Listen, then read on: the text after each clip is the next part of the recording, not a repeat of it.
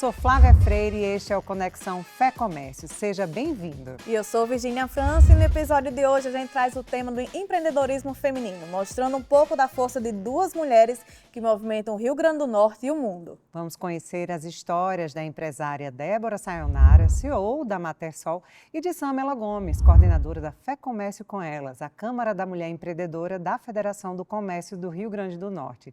Débora, eu queria que já você começar aqui contando um pouquinho da sua história, um pouquinho da história da Matersol, como essas duas histórias, andam juntas, para quem está acompanhando a gente hoje aqui. Eu digo que é uma história de muita sorte, né?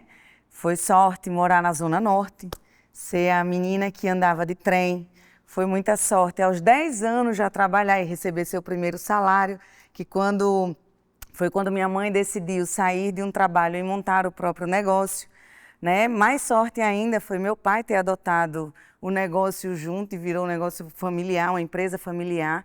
Eu sou filha única, que é mais sorte ainda não ter com quem dividir as pancadas, né, da vida. E teve um momento que a empresa nasceu, cresceu, expandiu. Nós chegamos no ano 2000, somos de 1987. E no ano 2000 a gente já fabricava para um grande magazine nacional. E foi muita sorte ele ter fechado as portas e a gente ter quebrado junto. Aos 20 e poucos anos de idade, aí por aí. Né? Então eu já aprendi o que era quebrar. Né? E eu digo muito que foi sorte, depois do ano 2000, quando chegou em 2010, que eu tive que enterrar uma criança de 13 anos, uma sogra de 51 e 2 colaboradores num acidente de carro. E eu tive que unir a cabeça aos corpos para poder conseguir fechar o caixão em 2010. E mais sorte ainda foi que no dia 3 de junho, isso aconteceu dia 14 de maio de 2010, e dia 3 de junho meu pai faleceu. Então, meu pai, que era o CEO da empresa, eu como filha única, tive que assumir a operação junto com a minha mãe. Né? Então, em menos de 30 dias, a gente enterrou um filho, a sogra, 2 colaboradores e um pai. Então, 2010 foi um ano devastador, mas as pessoas vão olhar e vão dizer que foi o quê? Sorte. Né? E aí chegou, depois disso tudo, a pandemia. E quando chegou a pandemia, o nosso produto não era essencial, mas as vidas que tinham dentro da nossa empresa eram. E a gente tinha que honrar a vida de cada colaborador, inclusive a nossa e a da nossa família. Né? Então, a gente teve que demitir 92 colaboradores, a gente foi vender biquíni de porta em porta, de bairro em bairro, dentro de uma carreta, porque a gente não podia abrir o negócio, mas a gente tinha que honrar as vidas que estavam lá, inclusive a nossa. E a gente conseguiu se reinventar aí depois da pandemia e a gente está aqui. Então, minha gente, nessa trajetória foi muita sorte, né? E quais os desafios, né? Assim, a gente fala, né, Virginia, de desafios aí durante todo um trajeto da história de vida, mas tem também a questão do empreender feminino, né? Que empreender já é difícil, ainda mais para uma mulher com tantas dificuldades. Como é que foi, assim, empreender? Você tomou conta de um negócio do nada, do dia para a noite. Que vinha do seu pai. Isso, que vinha da minha mãe, do meu pai. Eu já era mãe também, então eu já tinha uma filha. E nessa época, quando um dos grandes desafios que eu acredito foi passar por uma quebra e no outro dia se levantar para trabalhar. Né? Perder pessoas importantes, mas no outro dia continuar com a coragem e a vontade de trabalhar. E quando veio a pandemia, que a gente perdeu tanta gente, né? Foi embora tantos amigos, tantos colegas, colaboradores, e a gente permanecer na coragem de enfrentar o outro dia. E eu digo muito que eu acredito que empresa e cargo, ele não tem sexo. Ele tem coragem de vai lá e faz acontecer.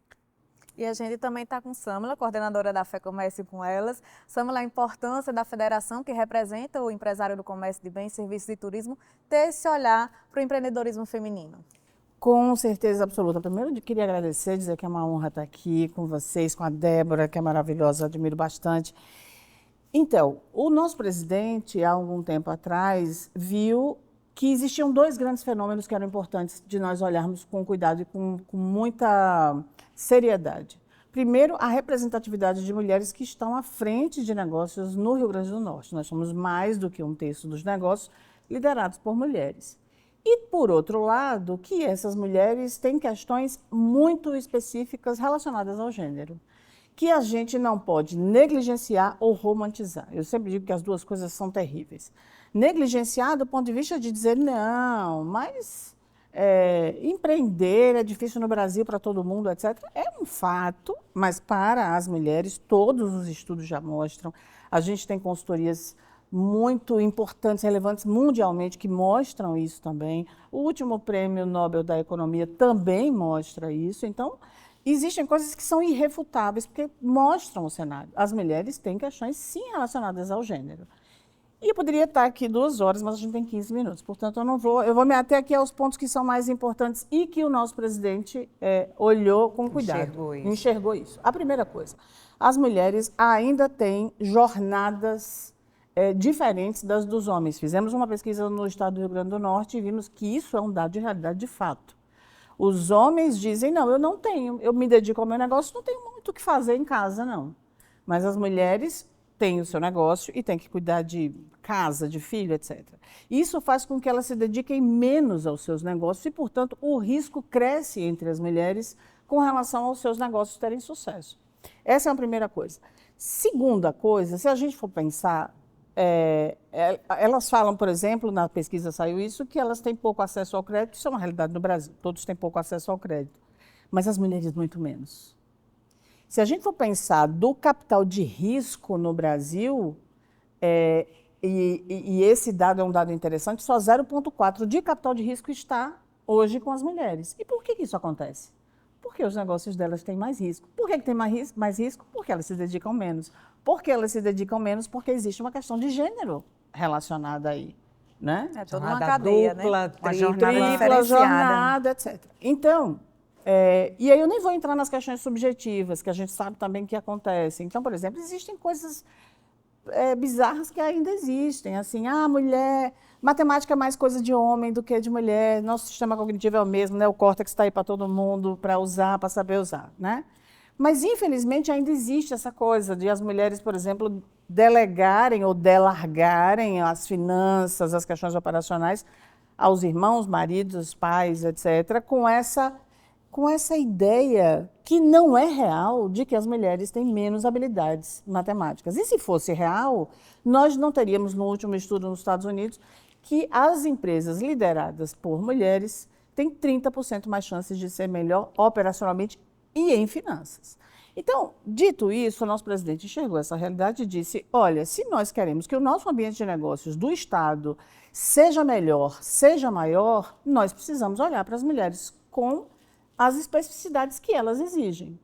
E nós vimos 2 coisas, e a primeira delas, a primeira coisa que nós fizemos foi, vamos conhecê-las, vamos entender essas mulheres, onde é que elas estão, o que é que elas precisam, quais são os desafios, as oportunidades, né? E comparar também com essa questão de gênero, quer dizer, como é que os homens estão, para que a gente consiga fazer uma agenda propositiva de fato que atinja essas mulheres. Então, a primeira coisa foi essa. E a segunda foi tomar a decisão sobre o que fazer primeiro. Porque é uma realidade que exige muitas coisas, não dá para fazer tudo ao mesmo tempo. Então, nós investimos em desenvolvimento. Se 42% das empresas fecham por falta de conhecimento dos empreendedores, e se 52% das mulheres empreendem por necessidade, eu tenho um talento aqui, vou lá, empreendo, mas eu não sei exatamente como eu devo fazer, como é que eu faço, como é que eu calculo o preço, como é que eu faço pesquisa de mercado, enfim, como é que eu faço essas coisas e eu não sei fazer, porque eu faço isso por necessidade, nós entendemos que, cruzando essas informações, desenvolvê-las era a primeira coisa a fazer. Então, nós lançamos a Trilha da Mulher Empreendedora, www.fecomérciorn.com.br. Todas vocês têm acesso, é só clicar lá, baixar todos os cursos, as cartilhas, tem videoaula, tem palestra, tem como usar inteligência artificial no seu negócio, tem como precificar seu produto ou serviço, tem cartilhas, de uma ponta a outra. De uma ponta a outra. Tem autoconhecimento, quais são as questões específicas nossas de gênero que a gente precisa levar em consideração quando a gente fala sobre autoconhecimento. Então, gente, tem uma trilha maravilhosa. Agradeço novamente ao nosso presidente Marcelo Queiroz, Marcelo é um homem sensível e inteligente às questões de negócios, no ambiente de negócios do Rio Grande do Norte, sem negligenciar nenhum elemento. Então, como eu sempre digo, homens inteligentes e mulheres potentes para uma sociedade decente.